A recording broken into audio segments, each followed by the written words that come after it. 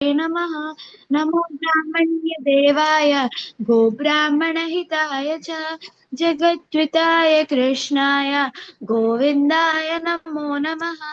हरे कृष्णा हे कृष्णा करुणा सिंधो करुणा सिन्धो दीनबन्धो जगत्पते गोपेश गोपिका कान्त राधाकान्त नमोऽस्तुते। तप्त काञ्चन गौराङ्गी राधे वृन्दावनेश्वरी वृषभानुसुते देवी प्रणमामि हरिप्रिये। उग्रं वीरं महाविष्णुं ज्वलन्तं सर्वतोमुखं नरसिंहं भीषणं भद्रं मृत्यो नमाम्यहम्। वाञ्छाकल्प वाञ्छाकल्पतरुभ्यश्च कृपा सिन्धुभ्य एव च पतितानां पावनेभ्यो वैष्णवेभ्यो नमो नमः। जय श्री कृष्ण चैतन्य प्रभु नित्यानंद श्री अद्वैत गदाधर श्रीवासादि गौरभक्तवृंद। हरे कृष्णा कृष्णा हरे हरे हरे राम राम राम हरे हरे। వండర్ఫుల్ 54 లో ఉన్నాము. సో దీనికన్నా ముందు నేను ఒకటి అడగాల్సింది ఏంటి అంటే మనకు రాబోయేది ఏంటి పండగ? శ్రీరామనవమి మాతాజీ. Wonderful, super. అది శ్రీరామ నవమి. రాముడికి ఎంతమంది తమ్ముళ్ళు ఉన్నారు? ముగ్గురు. ముగ్గురు. అవును. వారి తండ్రి పేరేంటి? దశరథుడు. దశరథుడు. అయితే ఆయనకి పిల్లలు పుట్టకపోతే ఒక యాగం చేస్తాడు కదా. పుత్రకామేష్టి. గుడ్. పుత్రకామేష్టి యాగం చేస్తే అప్పుడు ఆయనకి ఏమిస్తారు? ఎలా పిల్లలు పుడతారు? పాయసం పాటిస్తారు. అప్పుడు దశరథుడు ముగ్గురు వైఫ్స్ ఇస్తే వాళ్ళకి పిల్లలు పుడతారు. ఇస్తారు కానీ వైఫ్ కి కొంచెం ఎక్కువ ఇస్తారు. గుడ్. అయితే సగం 50% ఎవరికి ఇస్తాడు? ఫస్ట్ కౌశల్యాదేవి. 25% సుమిత్ర, 25% కైకేయి. అది అయితే అలా తగ్గిపోయింది అనమాట. కైకేయికి వచ్చేసరికి కొంచెం తగ్గిపోయింది. సరే, ఏది ఏమైనా కానీ కూడా కొంచెం మిడిల్ పార్ట్ చాలా బలవర్ధకమైనది సుమిత్రకి వెళ్ళింది. సో సరే, అంత బాగానే ఉంది. చక్కగా పిల్లలు పుట్టారు. పిల్లలు పుట్టిన తర్వాత అసలు ఇక్కడ నేను చెప్పాల్సింది ఏంటి అంటే మనం ఇది ఎందుకు డిస్కషన్ చేస్తున్నామంటే బికాజ్ రామనవమి వస్తుంది కదా. కొంచెం మనం రాముడి గురించి రోజు రామనవమి వరకు కొద్దిగా మాట్లాడుకుందాం అంతే. చాలా ఎక్కువ కాదు, రోజు కొంచెం సేపు అంతే, రాముడిని తలుచుకుంటున్నట్టుగా. ఏం లేదు. అయితే ఇప్పుడు ఈ అందరికీ సరే పిల్లలు పుట్టారు, అంత బాగానే ఉంది. అయితే ఇందులో ఒక విలన్ ఉంది. ఆమె పేరేంటి? ఒక ఆవిడ.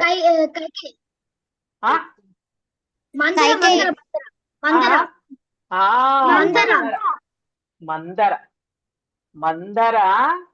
అసలు ఈ వీళ్ళ ఫ్యామిలీకి ఎలా వచ్చింది మందర? ఎలా వచ్చింది? సేవ చేయడానికి వచ్చింది. అప్పుడు రాణులతో పాటు పెళ్ళప్పుడు ఏం చేసేవాళ్ళంటే ఇది మొన్నటి వరకు కూడా ఉంది యాక్చువల్ గా. ఏంటంటే వాళ్ళతో పాటు పని వాళ్ళని పంపించే వాళ్ళనమాట చూసుకోవడానికి. అందరికి అంతా బాగా పంపించేవాళ్ళు వాళ్ళతో పాటు. అయితే అలా మందరని పంపిస్తారనమాట. మందర కైకేయి తోటి వస్తుంది.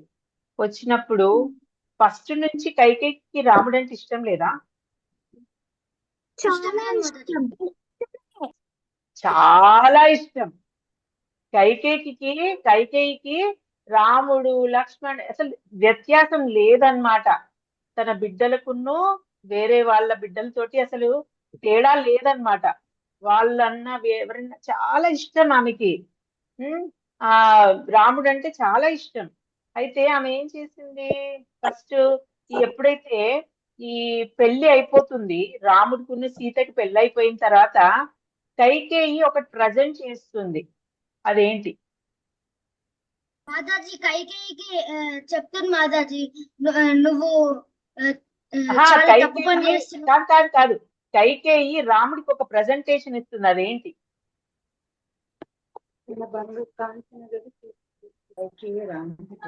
ఒక భవనం ప్రజెంట్ చేస్తుంది అన్నమాట. ఒక భవనం. ఆ భవనంలోనే ఉంటారు రాముడు సీత, అక్కడ ఉంటారన్నమాట. ఎప్పుడైతే ఈ కైకేయి అలిగి నాకు నా భరతుడికి కావాల్సిన సింహాసనం అని అడుగుతుంది చూడు, ఆ టైంలో కూడా కైకేయి ఇచ్చిన భవనంలోనే ఉంటాడు రాముడు. అంత ఇష్టం అన్నమాట కైకేయికి రాముడు అంటే. ఆ భవనం ప్రజెంట్ చేస్తుంది అన్నమాట రాముడికి, సీతకి రాముడికి అంత ఇష్టం అన్నమాట.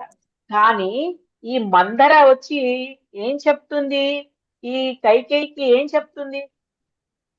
ఏంటంటే రామ కింగ్ అవుతాడు, నీ కొడుకు అవ్వడు, నీ కొడుకు అవ్వాలని లేదా, రాముడు అవుతున్నాడని తన మైండ్ లోకి అంతా పాయిజన్ ఎక్కించింది. అది ఎలా ఎక్కించింది? అది ఇంపార్టెంట్. ఎలా ఎక్కించింది? మాతాజీ రాముడు కింగ్ అయితే ఇంకా భరతం ఏమేం చేయొచ్చు.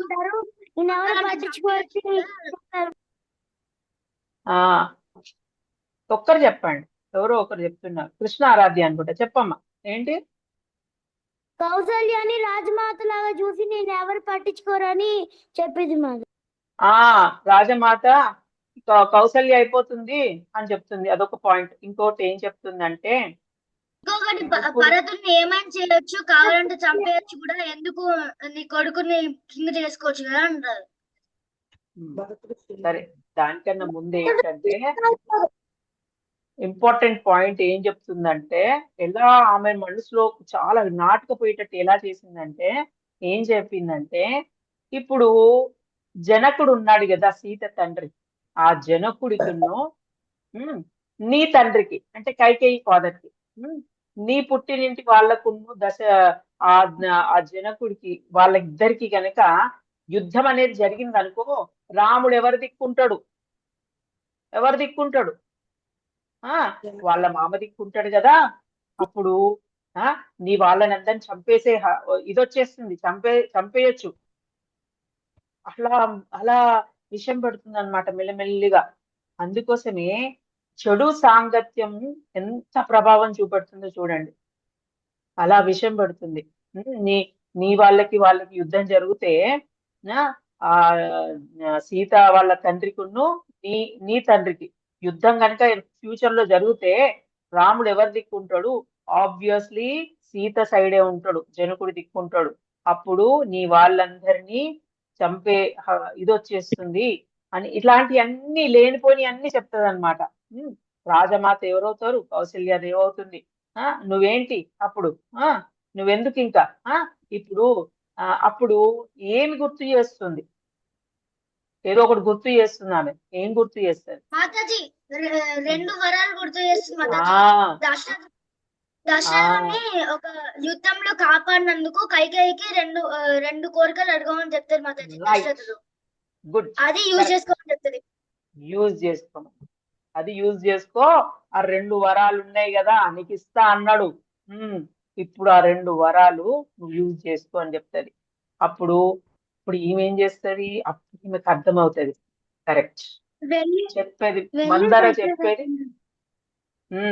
చెప్పేదంతా నా మంచికే, కరెక్ట్ అని అనుకుంటది కైకేయి. అనుకొని ఇమ్మీడియట్ గా ఏ గృహంలోకి వెళ్తుంది? అలకా గృహం.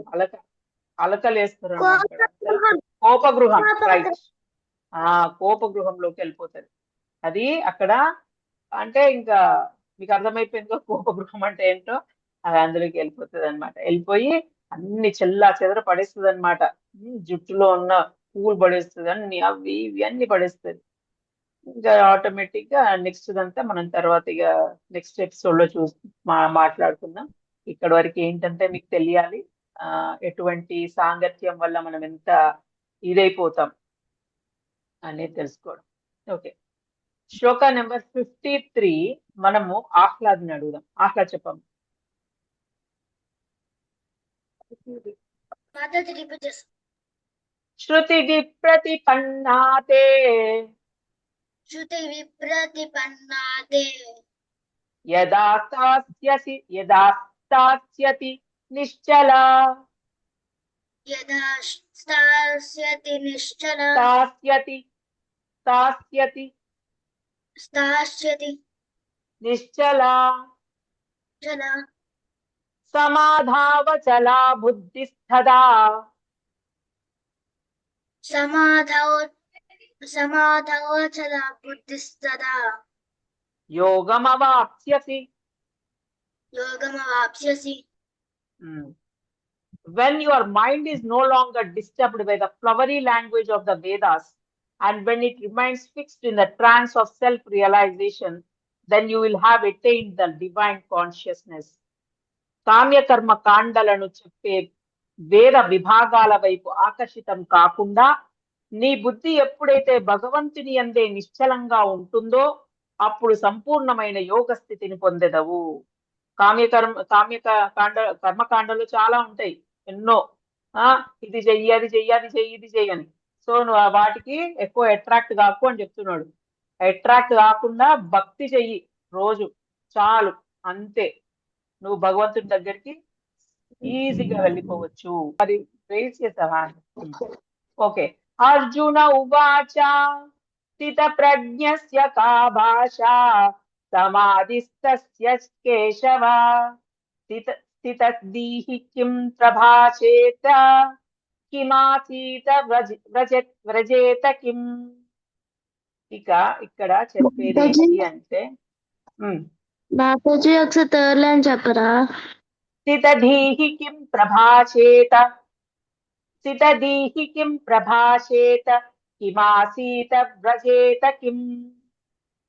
అంటే ఇక్కడ అడుగుతున్నాడు అర్జున, ఓ Krishna, what are the symptoms of one whose consciousness is thus merged in transcendence?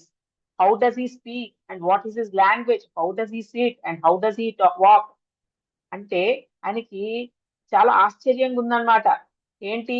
అర్జునుడు పలికెను, ఓ కేశవ, భగవద్ధ్యాసయందే స్థిరంగా ఉన్న స్థితప్రజ్ఞుని వాని లక్షణములు ఏమిటి అంటే, చాలా భగవంతుల్లో భక్తి బాగా పెరిగిపోయింది అనుకో, వాడు ఎలా ఉంటాడు,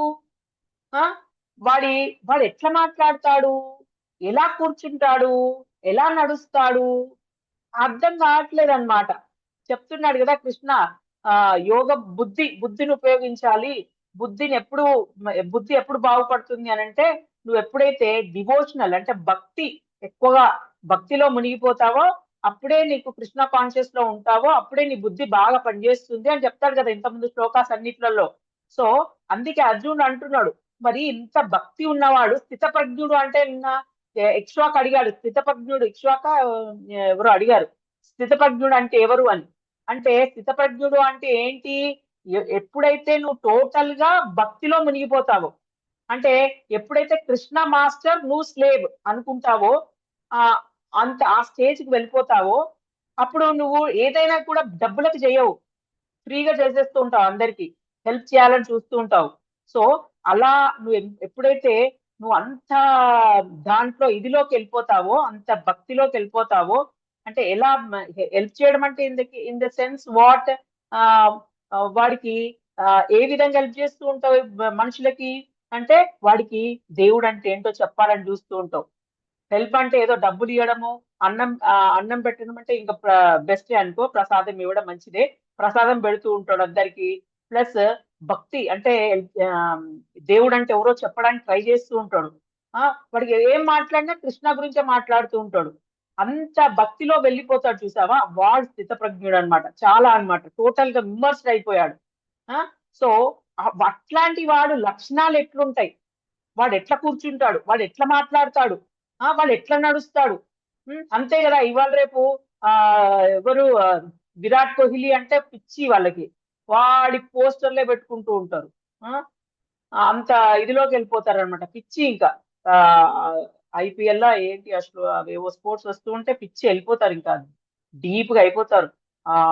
తొందర అన్నం తినేసి ముందు టీవీ ముందులో కూర్చుంటారు అనమాట, అది చూడ్డానికి క్రికెట్ మ్యాచ్. వాడి రూమ్ అంతా అవే పోస్టర్లు ఉంటాయి, అంత పిచ్చి ఉంటది. అలాగే మనకి కృష్ణలో ఉన్నప్పుడు మనం కూడా అలా అయిపోతాం. కృష్ణ ఎక్కడ చూసినా కృష్ణనే ఉంటాడు, ఇంట్లో అయినా బయటికి పోయినా మనసులో లోపల అంతటా అదే ఉంటది. అది స్థిత ప్రజ్ఞుడు, అలా ఉంటాడు. స్థిత ప్రజ్ఞస్సుడు అంటే కాన్షియస్నెస్ అన్నమాట, ట్రాన్సెండెన్స్. అంటే ఎవరైతే ఈ కాన్షియస్ వాళ్ళ కాన్షియస్ అంతా ఈ ట్రాన్సెండెన్స్ లో ఉంది. అంటే మొత్తం టోటల్ గా డివోషనల్ గా ఉంటారు. వాడు ఎలా ఉంటాడు అని అర్జున క్వశ్చన్ వేస్తున్నాడు. సమాధి సత్య కేశవ, సమాధి సత్య, అక్కడ సమాధి సత్య కేశవ, సమాధిస్థ కేశవ, సమాధిస్తస్య సమాధిస్థస్య కేశవ కేశవ. అడుగుతున్నాడు ఎలా ఎలా మాట్లాడతాడు, ఇవన్నీ అడుగుతున్నాడు అన్నమాట. స్థితదీహి కిం ప్రభాషేత,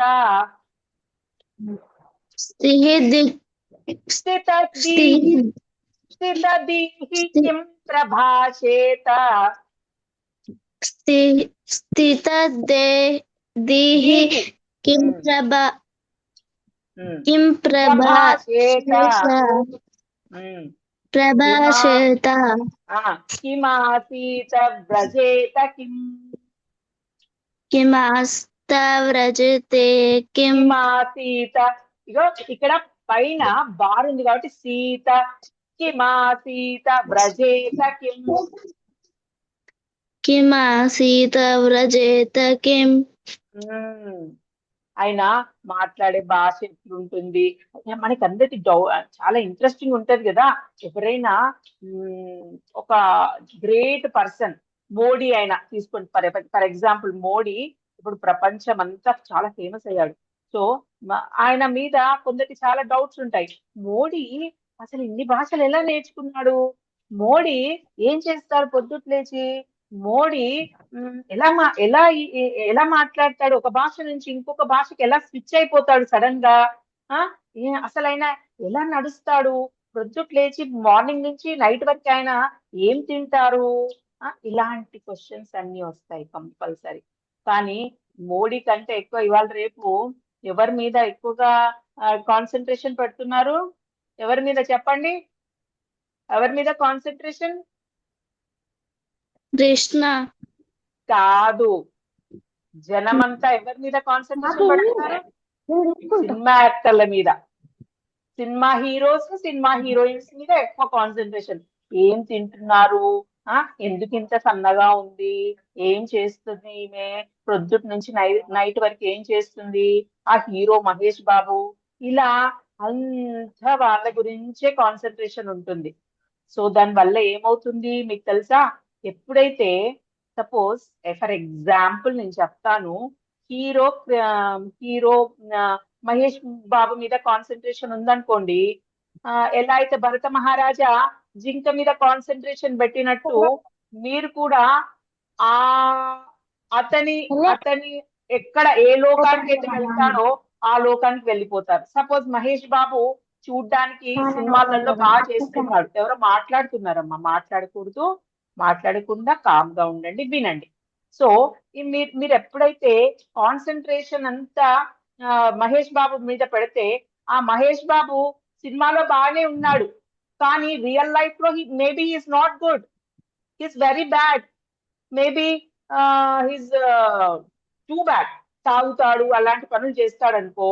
సో ఏమవుతుంది, ఆయన మరు జన్మ పడిపోతుంది, he will not get a human body. So ఆయన హ్యూమన్ బాడీ రాకుండా వేరే బాడీ వస్తే, మీరు ఎప్పుడైతే మహేష్ బాబు మీద కాన్సన్ట్రేషన్ పెడితే మీరు కూడా అలాగే వెళ్ళిపోతారు. అందుకే ఇవాళ రేపు చూస్తాము, పాలాభిషేకం చేస్తూ ఉంటారు హీరోయిన్స్, హీరోస్ మీద. కృష్ణని మర్చిపోయారు, యాక్చువల్ కృష్ణ మర్చిపోయారు. Who is actual Krishna? Krishna hero ఎవరు? Actual hero Krishna is real hero. అతన్ని మర్చిపోయారు, ఫేక్ హీరోస్ అందరు వచ్చేసారు. సో దాంతో ప్రాబ్లం స్టార్ట్ అయిపోతుంది మీకు. లైక్ అందుకే Bharata Maharaja story is very very important. శ్లోకాకి వెళ్ళిపోదాం మనము. 55th. దానికన్నా ముందు మనము ఈరోజు ఏం చెప్పుకోవాలి, రామాయణం కొంచెం చెప్పుకోవాలి కదా.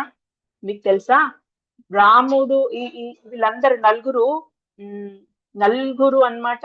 నలుగురు పేర్లు చెప్పండి.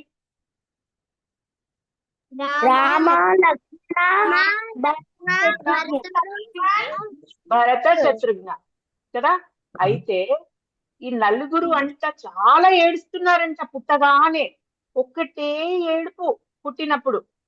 అసలు ఏం చేయాలి అర్థం కావట్లేదంట ఎవ్వరికి. ఏంటి వీళ్ళు ఇట్లా ఏడ్చేస్తున్నారు అనేసి రాముడి పక్కన లక్ష్మణుడిని తెచ్చి పెట్టారంట. అంటే ఆ ఉయ్యాలన్నీ వేరు వేరు ఉంటాయి కదా.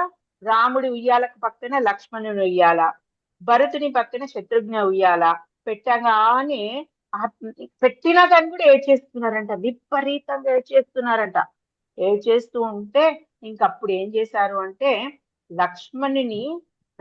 రాముని పక్కన అంటే ఒకటే ఉయ్యాల్లో లక్ష్మణుని తెచ్చేసారంట. ఈ నెక్స్ట్ ఇద్దరిని కూడా ఒకటే ఉయ్యాల్లో వేసారంట. వేయగానే ఆపేశారంట. ఆపేసి నవ్వడం స్టార్ట్ చేశారు హ్యాపీగా. అంటే అంత బాండ్, అంత గట్టిగా బాండేజ్ ఉందన్నమాట వాళ్ళకి. సో ఇదంతా అయిపోయింది కదా. వాళ్ళు పెద్దగా అయ్యారు, మనం చూసాము నిన్న. తర్వాత కోపభవనానికి వెళ్ళిపోయింది కదా. ఎవరు వెళ్ళిపోయారు కోపభవనానికి? ఎవరు వెళ్ళిపోయారు? కైకేయి వెళ్ళేసి కూర్చుంది. ఇంకా అన్ని పడేస్తుంది అన్నమాట. అవి ఇవి అన్ని పడేస్తుంది. పడేసి ఇంకా నార్మల్ గా దశరథ మహారాజుకి తెలిసిపోయింది కోపభవనానికి వెళ్ళిపోయింది కైకేయి అని. ఇంకా దశరథ మహారాజు వెళ్ళాడు. వెళ్ళేసి ఏంటి సంగతి, ఏంటి ఇలా ఎందుకు చేస్తున్నావు, ఏమైంది అని అన్ని అడిగితే అప్పుడు ఆమె యొక్క 2 వరాలు ముందు పెట్టింది. అప్పుడు ఆమె రక్షించింది కదా ఒక యుద్ధంలో దశరథుడికి. అప్పుడు దశరథుడు చెప్తాడు 2 వరాలు నీకు ఇస్తాను ఎప్పుడైనా అని. సో ఆ 2 వరాలు ఇప్పుడు ఉపయోగించింది అనమాట. అది ఎవరు చెప్పారు? మందర చెప్పింది అనమాట. నువ్వు ఇలా ఉపయోగించుకో అని. మందర మాటలు వినేసి ఇంకా అడగడం స్టార్ట్ చేసింది. ఎవరో రాసేస్తున్నారు, అంత గీతలు గీస్తున్నారు, గీతలు గీయకూడదు, ప్రశాంతంగా కూర్చోండి, వినండి, చాలా ఇంట్రెస్టింగ్. మీకు తెలుసు కదా రామాయణం వింటే ఏమవుతుందో మీకు తెలుసా మీకు? తులసిదాస్ గారి స్టోరీ చెప్పానా మీకు ఒకరోజు? రామాయణము వినలేదు ఆ ఊరి దొర. ఆ ఊరి దొర వినకుండా అందరిని తిట్టేవాడంట. తులసిదాస్ ముందు కూర్చొని రోజు సాయంత్రం రామాయణం వింటూ ఉంటే ఆ దొర వెళ్తూ పక్క నుంచి అందరినీ తిట్టేవాడంట. పిచ్చి వాళ్ళారా, ఏం వింటున్నారా, ఏమన్నా డబ్బులు వచ్చేదా, ఏమన్నా కూర్చొని రోజు ఆయన సోది మాటలు వింటూ ఉంటారు, ఆ రామాయణం వింటే ఏమన్నా డబ్బులు వస్తాయా, పిచ్చి మొక్కల్లారా అని తిట్టేవాడంట. ఇంకా వీళ్ళందరూ కొందరేమో దొరంట భయపడి కొందరేమో వెళ్ళిపోయేవాళ్ళు. పాపం ఈ తులసిదాస్ ఎవరు కూర్చున్నారో వాళ్ళకే చెప్పేవాడనమాట. ఎవరికైతే కొంచెం ఇంట్రెస్ట్ ఉంటుంది కదా, అంటే అన్నాళ్లే మనకు ఎంత బాగా చెప్తున్నాడు ఈయనే అని చక్కగా కూర్చునే వాళ్ళు అనమాట. ఆ కూర్చొని విన్న వాళ్ళు తరించారు. వెళ్ళిపోయే వాళ్ళంతా మరుజన్మ పోయింది వాళ్ళకి పాపం. ఈ హ్యూమన్ బాడీ రాకుండా వేరే జన్మ వచ్చేస్తుంది. అలాగే ఆ దొరకి ఏమైంది, అలా ఎప్పుడైతే ఆయన రోజు ఆ పొలంకి వెళ్ళి దున్నుతూ ఆ గోవులు ఉన్నాయి కదా, అదేంటి ఎడ్ల మీద ప్రేమ పెంచుకున్నాడు అనమాట. ఎందుకు ప్రేమ? ఎందుకంటే అవి పని చేస్తున్నాయి కదా, వాటి మీద ఎక్కువ ప్రేమ పెంచుకున్నాడు. ఇంకా నిద్రలో కూడా వాటి గురించే. ఎలా అయితే భరత మహారాజా ఎట్లయితే ప్రేమించాడో జింకను, అలాగే ఎక్కువగా ప్రేమించాడు. ఎవరిని ప్రేమించాలి మనం అసలు? యాక్చువల్ గా కృష్ణాని, భగవంతుణ్ణి ప్రేమించాలి ఎక్కువగా. మనం ఏం ఆలోచించాలి? రేపు ఏమి ప్రసాదం చేయాలి కృష్ణకి, రేపు నేను పొద్దుటే లేచి కృష్ణకి వాటర్ పెట్టాలి, రేపు ఏదైనా కానీ కూడా నేను కృష్ణకి సమర్పించాలి. నేనేం చదువుతున్నా ఈరోజు, నాకు ఈ టెస్ట్ ఉంది కదా, నేను ఎక్కువగా మార్కులు ఎక్కువ రావాలనే కంటే చక్కగా చదివి ఏదైతే వస్తుందో అది కృష్ణార్పణం చేస్తాను అంతే. నేను ఎక్కువగా బాధపడను, ఏదొచ్చినా కృష్ణ ఏది ఇస్తే అది హ్యాపీగా ఫీల్ అవుతాను అలా అనుకొని చదవాలి. కానీ చదవాలి, నీ ప్రయత్నం నువ్వు సీరియస్ గా చేయాలి, అది అంతే. అంతేగాని వాడెవడో ఫస్ట్ వస్తున్నాడు వాడిని బీట్ చేద్దాము, లేకపోతే వాడెవడి మీదనో కోపంతో ఆ కాపీ కొట్టైనా పాస్ అవుదాం, ఇలాంటివన్నీ తీసేయండి, పక్కన పడేయండి అలాంటివన్నీ. ఆ చెడు కర్మ వచ్చేస్తుంది మళ్ళీ మనకి. సో ఆ అలా ఈయన ఏం చేస్తాడు, ఈ దొర అలాగే ఎప్పుడు గో ఎడ్ల మీద ప్రేమ పెంచుకున్నాడో నెక్స్ట్ జన్మ కథం బఫులో అయి కూర్చున్నాడు, బఫులో అయిపోతాడు. రోజు ఇంకా బఫులో అయిపోయిన తర్వాత ఆయనకు రియలైజ్ అవుతుంది అనమాట, తప్పు చేశాను అని రియలైజ్ అయ్యి రోజు తులసిదాస్ చెప్పే స్టోరీ దగ్గరకు వచ్చి కూర్చున్నాడంట. కూర్చొని తులసిదాస్ ఏం చెప్తున్నాడో వింటూ ఏడుస్తూ వింటున్నాడంట. రోజు ఏడవడమే, కళ్ళకెళ్ళి నీళ్ళు వస్తూ ఉన్నాయన్నమాట. ఇంకా తులసిదాస్ ఒక్కడే ఈ జన్మ ఎవరు, ఈ ఆత్మ ఎవరిది అని తెలుసుకోగలిగాడు. ఎవరిది? ఇది దొరది. అయ్యో ఈయనే ఇలా అయిపోయాడా, ఈ జన్మ పూర్వ జన్మలో ఎంచక్కగా మంచి ధనవంతుడై ఎంతో గొప్పగా ఉన్న ఈయనే నెక్స్ట్ జన్మలో బఫలో అయిపోయాడు అని చాలా బాధపడ్డాడంట తులసిదాస్. ఇంకా అక్కడ కూర్చున్న వాళ్ళందరూ ఉంటారు కదా, వాళ్ళందరేమో ఈ ఈ బఫలోని కొడుతుండే వాళ్ళంట. వెళ్ళి ఇక్కడి నుంచి వెళ్ళిపో, మేమందరూ కూర్చోద్దా, నువ్వేంటి వచ్చి కూర్చున్నావు అని కొట్టేవాళ్ళంట. ఇంకా ఇలా కొడుతూ ఉంటే తులసిదాస్ ఆపేశారనమాట. వద్దు, దాన్ని కొట్టకండి, అదెవరో కాదు, పూర్వజన్మలో ఒక మన దొరనే, పాపం ఇలా ఎత్తాడు. పాపం ఆయన చేసిన కర్మ వల్ల, ఎందుకు ఆయన చేసిన చెడు కర్మ ఏంటి, అందరినీ రామాయణం వింటుంటే వినిచ్చేవాడు కాదు కదా ఏమైనా. సో అది చాలా చెడ్డ కర్మ. అలాగే ఇప్పుడు కూడా మీరు అంత గీతలు గీసేస్తున్నారు, అన్ని పిచ్చి పిచ్చి గీతలు. నా మైండ్ అంటే డైవర్ట్ చేస్తున్నారు. ఇప్పుడు చూడండి, నేను రామాయణం చెప్పేదాన్ని ఇప్పుడు తులసిదాస్ గురించి స్టోరీ చెప్పాల్సి వచ్చింది. సో మీరు అలాంటి గీతలు గీయకుండా ప్రశాంతంగా కూర్చోండి అమ్మా, కూర్చొని వినండి. మీకు వినబుద్ధి కాకపోతే ఏం చేయాలి, అక్కడి నుంచి లేచి మెల్లగా వెళ్ళి వేరే పని చేసుకోండి, హోంవర్క్ ఏదో ఒకటి చేసుకోండి, పర్వాలేదు, నో ప్రాబ్లం. వినే వాళ్ళని మాత్రం ప్రశాంతంగా విననియండి. ఏమవుతుంది, మీరు ఇక్కడ గీతలు గీస్తుంటే వేరే వాడికి కూడా గీతలు గీయాలనిపిస్తూ ఉంటది, వాడు కూడా ఇంకా స్టార్ట్ చేసేస్తాడు పిచ్చి పిచ్చి గీతలు గీయడం. నిన్న చూసాను నేను, ఏం గీసారో అసలు, విపరీతంగా గీతలు గీశారు. నాకు ఇక్ష్వాకో ఎవరెవరో పేర్లు నాకు తెలిసాయి. సో మీరు ప్రశాంతంగా కూర్చోండి. మీకు ఇష్టం లేకపోతే అక్కడి నుంచి వెళ్ళిపోయి వేరే పని చేసుకోండి, హోంవర్క్ అయినా పక్కకు పెట్టుకోండి, పక్కన బుక్స్ పెట్టుకోండి, ఇటు వింటూ ఉండండి, ఇలా హోంవర్క్ చేస్తూ ఉండండి, నేను అడిగే క్వశ్చన్స్ కి చెప్తూ ఉండండి, అలా చేయండి, పర్వాలేదు, నో ప్రాబ్లం. సో అది అన్నమాట. సో ఇప్పుడు మనం ఎక్కడున్నాము, సో ఆ కోపభవనంలోకి దశరథుడు వెళ్తాడు. ఇంకా రెండు చెప్తుంది అనమాట. ఏంటి, ఫస్ట్ కోరిక అడవులకు వెళ్ళిపోవాలి, రాముడు 14 సంవత్సరాలు వనవాసం చేయాలి అని చెప్తుంది. సెకండ్ కోరిక ఏంటి చెప్పండి, సెకండ్ కోరిక ఏంటి, భరతుడిని రాజు చేయడం. వండర్ఫుల్, భరతుడు రాజు అవ్వాలి, నా కొడుకు అయినటువంటి భరతుడు రాజు అవ్వాలి. అతను రాజు అవుతే నెక్స్ట్ ఈమెమవుతుంది, రాజమాత అవుతుంది, రాజమాత నేనవుతా అని ఆమె కోరిక. అది చెప్తుంది అనమాట. చెప్తే ఇంకా ఇమ్మీడియట్ గా దశరథుడు మూర్చిపోతాడు, వినలేకపోతాడు అలా ఆ మాటలు. అసలు ఇది తప్పు అని తెలుసుకొని ఇంకా ఇమ్మీడియట్ అన్కాన్షియస్ అయిపోతాడు అక్కడ. ఇంకా అది భరించలేకపోతాడు అనమాట, అంత ప్రేమ. సో కైకేయి ఏం చేస్తుందంటే, తన వాళ్ళని పిలిచి, పని వాళ్ళు ఉంటారు కదా, వాళ్ళని పిలిచి రాముణ్ణి సీతని రమ్మను నాకు గృహంలోకి అని చెప్తుంది. చెప్తే ఇంకా రాముడు పని వాళ్ళు వెళ్ళి చెప్తారు, ఇట్లా కైకేయి పిలుస్తుంది రాజా అని చెప్తే, ఇంకా రాముడును సీత ఇంకా ఏదో తను ప్రార్థిస్తూ ఉంటది, ఏది జరగొద్దు, రేపు చక్కగా నా రాముడికి ఎటువంటి దిష్టి తగలొద్దు, రేపు చక్కగా ఏంటి ఆయనకి పట్టాభిషేకం అవుతుంది, మంచిగా జరగాలి అని కోరుకుంటూ ఉంటది సీత. అప్పుడు రాముడిని రమ్మంటే రాముడు వెళ్తాడు, సీత కాదనుకుంటా రాముడు వెళ్తాడు. రాముడు వెళ్తే అప్పుడు కైకేయి చెప్తుంది అనమాట, దశరథుడు చెప్పడు, కైకేయి చెప్తుంది, ఏంటి, నువ్వు 14 సంవత్సరాలు వనవాసానికి వెళ్ళాలి, భరతుడు రాజు అవుతాడు, రేపు పట్టాభిషేకం భరతుడికి అవుతుంది అని చెప్తుందన్నమాట. చెప్తే అసలు ఏం చేంజెస్ ఉండవు. రాముల్లో కోపం రావడమైనా, లేకపోతే అదేంటి ఇదేంటి మాత అలా అంటావు, నువ్వు నిన్నేమో అలా చెప్పావు, ఇలా అసలు ఈ క్వశ్చన్, ఫేస్ లో ఎటువంటి చేంజెస్ ఏమీ ఉండవు. చాలా ఈజీగా మనమైతే డిఫరెంట్ చేంజ్ అయిపోతుంది. ఇమ్మీడియట్ గా కోపం వచ్చేస్తుంది. ఎంత అన్యాయం జరిగిపోయింది, అసలు మార్కులు కొంచెం అటు ఇటు అవుతేనే ఇంకా మనకి ఎంత కోపం వచ్చేస్తుందో. కానీ రాముడికి ఎటువంటి ఫీలింగ్స్ లేవన్నమాట. అది స్థిత ప్రజ్ఞ అంటే అది. స్థిత ప్రజ్ఞుడు అంటే అలా ఉంటారనమాట. అన్ని బ్యాలెన్స్డ్ గా ఉంటారనమాట. ప్రతి దాన్ని ఒకేలాగా తీసుకుంటారు.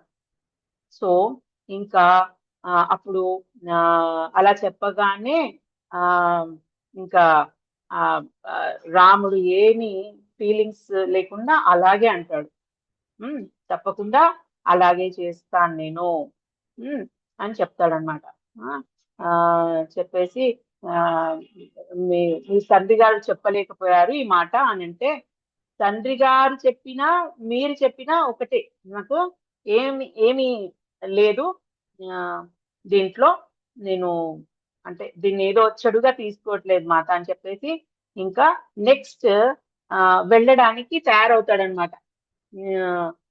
అప్పుడు సుమిత్రుడు ఎవరు రథం నడిపే అతను సుమిత్రుడు ఈ వీళ్ళని తీసుకొని వెళ్తాడు. అప్పుడు లక్ష్మణుడు కూడా నేను కూడా వస్తాను తయారవుతాడు, నువ్వు ఎక్కడుంటే అక్కడే నేను. లక్ష్మణుడికి చాలా కోపం వస్తుంది, బాధ అనిపిస్తుంది, అదేంటి అని. కానీ సీతాదేవి ఏమో నువ్వు ఎక్కడుంటే నేను కూడా అక్కడే ఉంటా, నువ్వు ఏడున్నావో నాది కూడా, నా ప్లేస్ కూడా అక్కడే, నీతోటే నా ప్రయాణం అనేసి ఎన్నో, అసలు ఆమె రోజు వేసుకునే నగలు బట్టలు చాలా కాస్ట్లీ ఉంటాయి కదా, ఆమె రాజకుమారి కదా, చాలా కాస్ట్లీ బట్టలు ఏది వేసుకోదు. నార చీర కట్టుకుంటున్నాం, కాటన్ శారీ, సింపుల్ శారీ అన్నమాట. అది కట్టుకొని రాముడు కూడా అన్ని తీసేస్తాడు. అందరు అడుగుతారు అంటే అప్పుడు చెప్తాడు, ఇవన్నీ అవసరం లేవు నాకు అనేసి అన్ని తీసేస్తాడు. సీత కూడా అన్ని తీసేస్తుంది. తీసేసి రాముడితోటి వెళ్తుంది అనమాట. రెడీ అవుతుంది. రెడీ అవుతే అందరూ ఊరి ప్రజలంతా చాలా బాధపడతారు. ఇంకా దశరథుడి అయితే చెప్పలేము ఆ బాధ, వర్ణనాతీతం. ఇంత ఇదిగా అప్పుడు ఈ టైంలో భరతుడు ఇక్కడ ఉండడు, భరత శత్రుఘ్నుడు ఇక్కడ ఉండరు. వాళ్ళు కైకేయ దేశానికి ఈ అమ్మమ్మ వాళ్ళ ఇంటికి వెళ్తారనమాట. కైకేయి వల్ల మదర్ అటు సైడ్ వాళ్ళ ఇంటికి వెళ్తారనమాట. ఇక్కడ లేరు. ఆ టైంలో వీళ్ళు వెళ్ళిపోతారు. వెళ్ళిపోతూ ఎక్కడికి వెళ్తారు, ఫస్ట్ కొంచెం దూరం వెళ్ళాక గుహుడిది స్టోరీ రేపు చెప్పుకుందాం మనము. అది సో ఫస్ట్ మనము ఈ గుహుడి గురించి రేపు చెప్పుకుందాం. సో ఇక్కడ 55 శ్లోక మనం చెప్పుకుందాం. శ్రీ భగవానువాచ ప్రజహాతి యదా కామాన్ సర్వాన్ పాదమనోగతాన్ ఆత్మన్యేవాత్మనా తుష్టః స్థిత ప్రజ్ఞస్తదోచ్యతే. ఇది. సో దీని గురించి చిన్నగా చెప్పుకుందాం. ఇది రేపు కొంచెం ప్రాక్టీస్ చేసి రండి. ప్రతి ఒక్కరికి నేను ఛాన్స్ ఇస్తాను, అందరు చెప్పాలి. ఇక్కడ ఏం లేదు, ఏం చెప్తున్నాడు, the supreme personality of Godhead said, O Partha, when a man gives up all varieties of desire for sense gratification which arise from mental concoction, and when his mind thus purified finds satisfaction in the self alone, then he is said to be in pure transcendental consciousness. భగవానుడు పలికెను, ఓ పార్థ, మనస్సును వేధించే అన్ని స్వార్థ ప్రయోజనాలను, ఇంద్రియ వాంఛలను త్యజించి ఆత్మజ్ఞానంలో సంతుష్టుడైనప్పుడు ఆ వ్యక్తిని స్థితప్రజ్ఞుడు అంటారు. ఇది చాలా మంచి ఏంటి అంటారు మెసేజ్ అన్నమాట. ఏం చెప్తున్నాడు, అన్ని ఇచ్చేయాలి, అన్ని ఇప్పుడు ఎట్లయితే రాముడు ఎలా అయితే అన్ని బ్యాలెన్స్డ్ గా ఉన్నాడు, చూడండి ఎంత స్థితప్రజ్ఞుడు అంటే అదే బ్యాలెన్స్డ్ గా ఉంటాడు. కోరిక రాజు అవ్వాలనే కోరిక లేదు చూసారా, రాముడికి నేను రాజు అవ్వాలి అనే కోరిక లేదు. భరతుడు రాజైనా నేను రాజైనట్టే అన్నట్టుగా ఫీల్ అయిపోయాడు. పెద్ద దాన్ని ఒక సీరియస్ మ్యాటర్ గా తీసుకొని తల్లిని ఎదిరించి నువ్వు చేసేది తప్పు అని అలా మన ఈ ఔరంగజేబు అట్లాంటి వాళ్ళు ముస్లిం వాళ్ళైతే తండ్రిని కిడ్నాప్ చేసేస్తారు, ఇలా చంపేసేసి రాజు అయిపోతారు. అలా చాలా ఉన్నాయి స్టోరీస్, మీకు తెలుసో తెలీదో. మీరు సోషల్లో చదువుతూ ఉంటారు ఇంకా ముందు ఏంటి ఎలా ఉంటుంది ముస్లిం పరిపాలన, మొఘళ్ళ పరిపాలన ఎలా ఉండిందో మీరు ముందు తెలుసుకుంటారు సోషల్లో. మీకు చెప్తుండొచ్చు మేబీ, కానీ యాక్చువల్ గా అవన్నీ చెప్పే బదులు ఇది పెట్టేది ఉండే, ఇలాంటివి పెట్టాల్సింది. అన్ని పిచ్చి అన్ని పెట్టేశారు, నేర్చుకోమన్నారు మనల్ని. సో ఈ కోరికలు మీద మనం రేపు కొంచెం చెప్పుకుందాము. ఈ 55th శ్లోకాలో ఇంకా కొంచెం ఎక్స్ప్లెనేషన్ ఉంది, మనం రేపు చెప్పుకుందాం. ఎందుకు అని అంటే ఆల్మోస్ట్ టైం కూడా అయిపోయింది మనకి ఈరోజు. సో మనము ఇక్కడితో ఆపేద్దాము. ఇంకొకటి నేను చెప్పేది ఏంటి అంటే, ప్లీజ్ నాన్న అందరూ కొంచెం ముందు క్లాస్ కి ముందు సీరియస్ గా 2 శ్లోకాలు ఏంటి, ఈ రోజు నేను 54, 55 కదా చెప్పాను, రేపు 55, 56 గురించి చెప్తాను. 55 and 56 ఈ రెండిటిని కొంచెం మీరు ఇలా చదువుతూ ఇలా శ్రీ భగవాన్ ఉవాచ ఇంగ్లీష్ లో ఒక 2 times చదవండి చాలు, ఇది ఒక ప్రాక్టీస్ అంతే. ఓకే, సో నెక్స్ట్ వాంఛా కల్పతరుభ్యశ్చ కృపా